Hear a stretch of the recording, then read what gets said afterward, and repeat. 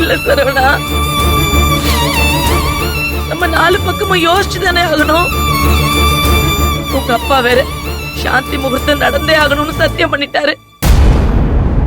அவரே முன்னாடி நின்னு சாந்தி முகூர்த்தத்துக்கான எல்லா ஏற்பாடும் பண்ணிட்டாரு. ஒருவேளை இது நடக்கலன்னா அவருக்கும் ஏதாவது ஆயிடக்கூடாதுல்ல.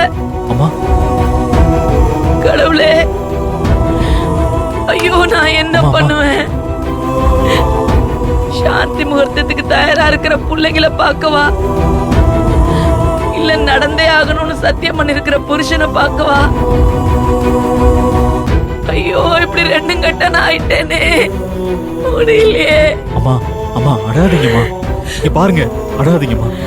அழாம வேற என்னப்பா நான் பண்ண முடியும்? நான் எப்படிப்பா இதை சமாளிக்க போறேன்?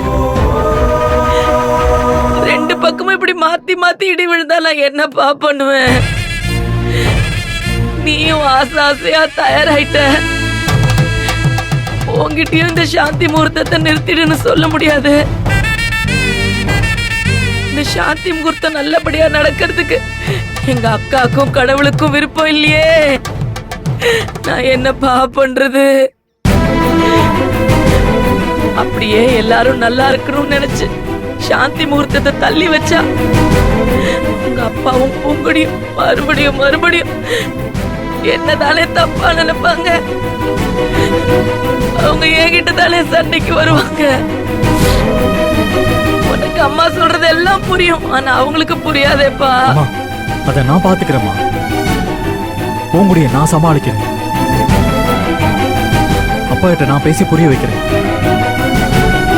என் கண்ணு முன்னாலதான் ரெண்டுமே நடந்துச்சு. நான் அவங்க கிட்ட சொல்லி புரிய வைக்கிறேம்மா. சம்பிரதாயம் நடக்கக்கூடாதுன்னு நீங்க நினைக்கலையே. சகுனம் அப்படி இருக்கிறப்போ நீங்க என்னமா பண்ணுவீங்க? எனக்கும் பூங்குடிக்கும் இந்த சம்பிரதாயம் ஒண்ணும் முக்கியம் இல்லம்மா. இத்தனை நாள் எப்படி இருந்தோமோ அதே மாதிரி இன்னும் கொஞ்ச நாள் இருக்கோமா. அம்மா, அதனால இப்ப என்ன ஆக போகுது? அப்படி ஒரு சாந்தி முகூர்த்தம் வேணாமா? அம்மா, நீங்க வாங்க, எது நடந்தாலும் நான் பாத்துக்கிறேன். உங்களை யார் என்ன சொல்ல முடியும்? நான் தானே இந்த சாந்தி முகூர்த்தத்தை நிறுத்த போறேன். உங்க மேல எந்த பழியும் வராது. என்னம்மா பாக்குறீங்க? அதுக்கு முன்னாடி நமக்கு ஒரு முக்கியமான வேலை இருக்கு. என்னம்மா?